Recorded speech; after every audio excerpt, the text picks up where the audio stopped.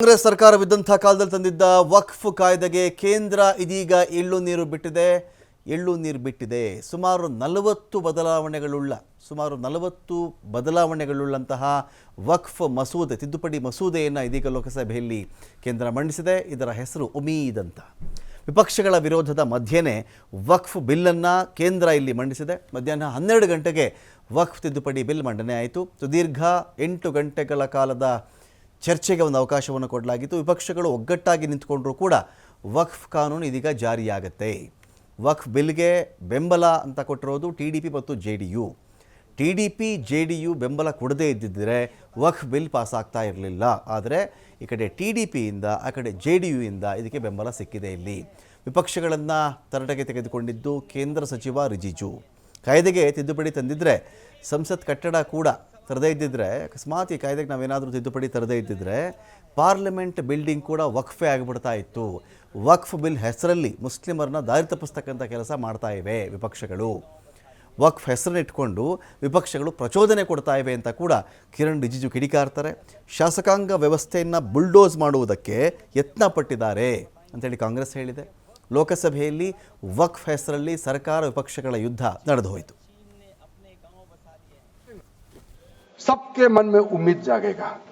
उम्मीद इसलिए जागेगा कि एक नए सवेरा आने वाला है, इसलिए नए एक्ट का नाम भी उम्मीद हो गया है। तो उम्मीद क्यों हुआ है सर, मैं आपको बताना चाहता हूं। ये जो unified Waqf management, empowerment, efficiency and development full form उम्मीद है, इसका रखने का पीछे कारण है सर। ये उम्मीद क्यों है?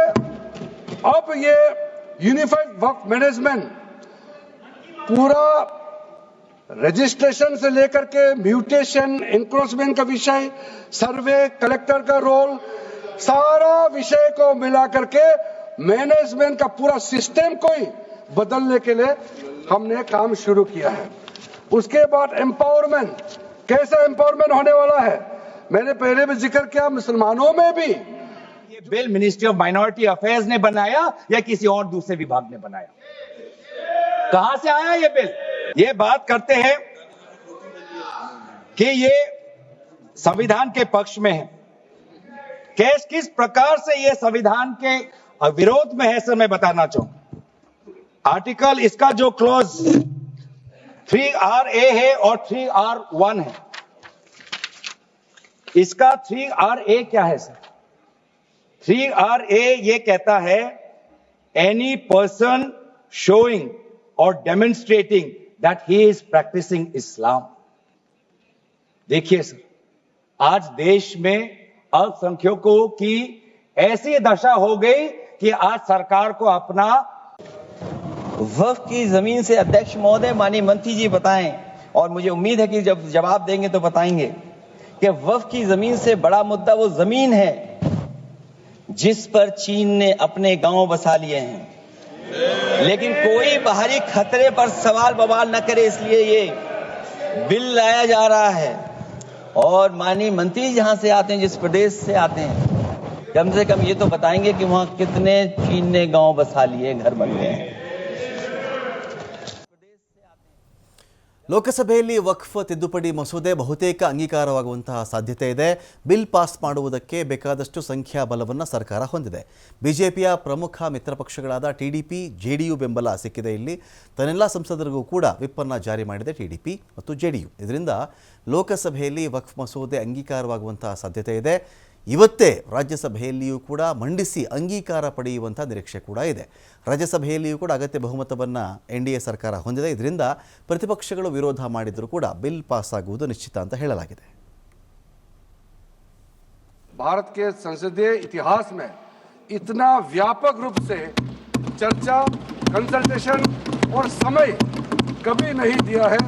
इसलिए मैं जो ज्वाइंट कमेटी में जितने मेंबर्स दोनों सदनों के, लोकसभा और राज्यसभा में जो सदस्य उस कमेटी में थे, मेरे तरफ से सरकार की ओर से मैं धन्यवाद देता।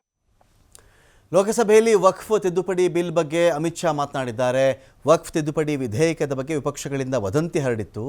ಸರ್ಕಾರಿ ಸಂಪತ್ತು ದಾನ ಮಾಡುವುದಕ್ಕೆ ನಾವು ಯಾವುದೇ ಕಾರಣಕ್ಕೂ ಬಿಡಲ್ಲ.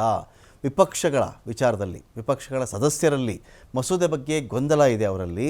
ವಕ್ಫ್ ಹೆಸರಲ್ಲಿ ಮುಸ್ಲಿಮರನ್ನು ಪ್ರಚೋದನೆ ಮಾಡ್ತಾ ಇದ್ದಾರೆ ಇವರು. ದೇಶವನ್ನು 2 ತುಂಡುಗಳಾಗಿ ಮಾಡ್ತಾ ಇದ್ದಾರೆ ಇವರು.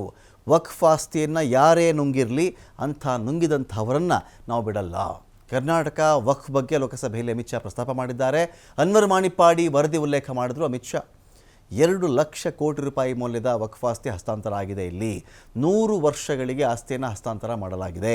ಬೆಂಗಳೂರು, ವಿಜಯಪುರದಲ್ಲಂತೂ ಆಸ್ತಿಯನ್ನು ಕಬ್ಜಾ ಮಾಡಿಬಿಟ್ಟಿದ್ದಾರೆ. ವಿಜಯಪುರದಲ್ಲಿ 1500 ಎಕರೆ ಭೂಮಿ ಕಬ್ಜಾ ಆಗಿದೆ ಅಂತ ಹೇಳಿ ಅಮಿತ್ ಶಾ ಮಾತಾಡಿದ್ರು.